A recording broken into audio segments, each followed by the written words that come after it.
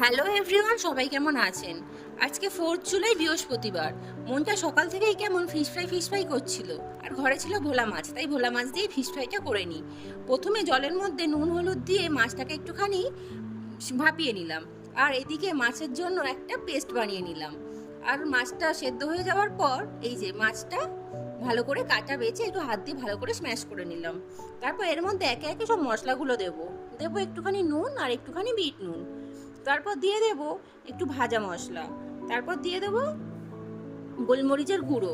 তারপর যে পেস্টটা বানিয়ে রেখেছিলাম সেই পেস্টটা, তারপর একটু চাট মশলা আর লেবু দিয়ে ভালো করে হালকা হাতে মেখে ফিশ বল মতন করে রাখলাম।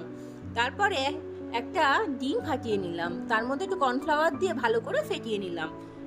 আর এদিকে বিস্কুটের গুঁড়োটাও কিন্তু রেডি করে রেখেছি।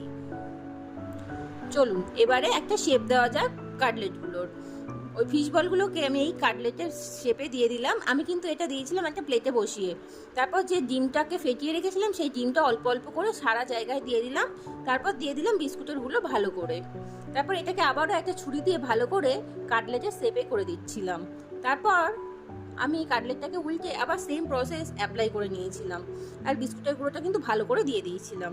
এরকম করে আমি সব কটা কাটলেটই বানিয়ে নিয়েছিলাম, মোট 5টা হয়েছিল। তারপর আমি এইটাকে দুপুরবেলা কিন্তু বানিয়ে ফ্রিজের মধ্যে রেখে দিয়েছিলাম। আর আমি ভেজেছিলাম সন্ধেবেলা একটু সাদা তেল গরম করে তার মধ্যে একে একে কাটলেটগুলো ভাজতে বসিয়ে দিয়েছি। এই যে ভাজছি, একটু ভালো করে ডিপ ফ্রাই করছি। কিন্তু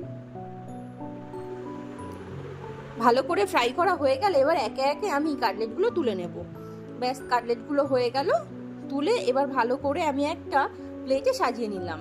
ব্যাস হয়ে গেল আজকে রেডি আমার ফিশ কাটলেট। আর ভালো লাগলে অবশ্যই একটা লাইক করে দেবেন। Thank you.